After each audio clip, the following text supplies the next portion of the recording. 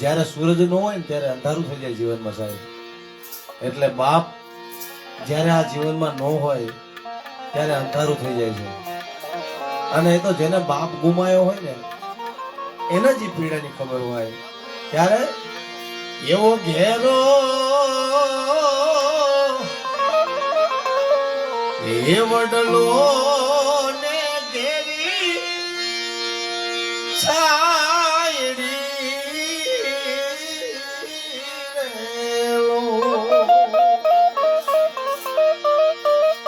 અનઘેરા એ કુટુંબ માં મારો એ બાપ રે મીઠો એ મીઠો એ છાયણો છે મારા બાપનો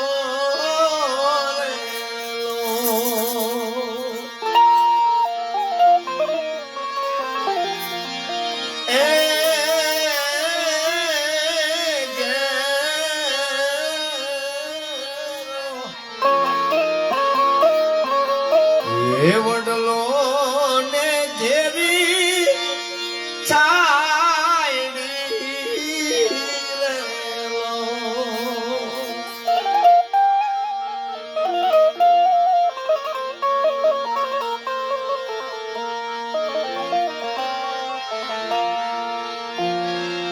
અને આંગળી પકડી તી મારા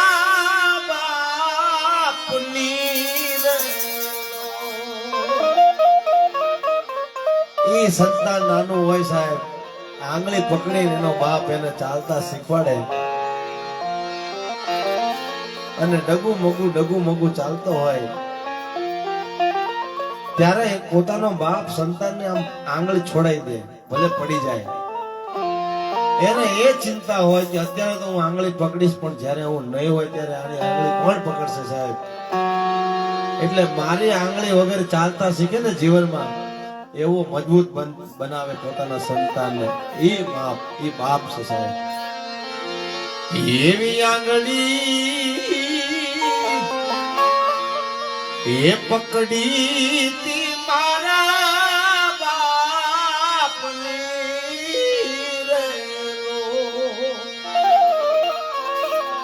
અન ચાલો હતો ડગુ મગુ એ ચાલજો ચીલે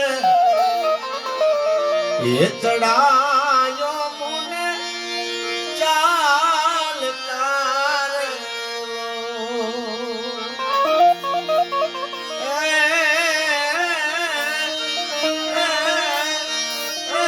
ઘેરો એ વડલો ને ઘેરી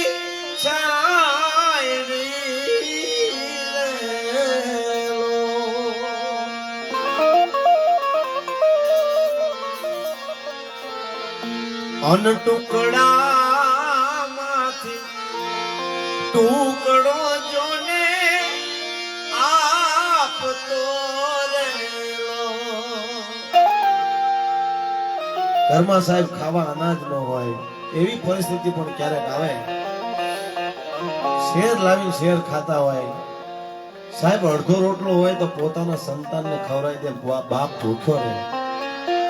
પાળી પોષી ભણાવી ગણાવી અને મોટા સાહેબ બનાવે, નોકરી અપાવે અને પોતે બધા દુઃખ વેઠે સાહેબ, પણ કોઈને કહે નહીં. માં તો એક સમય રડી પણ લે પણ બાપ ક્યારે રડતો નથી. અને મારું એવું માનવું છે કે પુરુષોને વધારે એટેક આવતા હોય તો એનું કારણ એ જ છે. કારણ કે પોતાનો દુઃખ ક્યાંય વ્યક્ત કરી શકતો નથી સાહેબ. સ્ત્રી તો ક્યારેક રડી લે કોઈની સામે, આંગળા પાડી દે એટલે એનો હૃદયનો જે ભાવ છે ઠેલવાઈ જાય. પુરુષ કોઈની સામે રડતો નથી કારણ કે મર્દ માણસ છે સાહેબ. એ પોતાનું હૃદયમાં બધું દુઃખ સાચવીને રાખે એટલે એને એટેક આવતા હોય છે.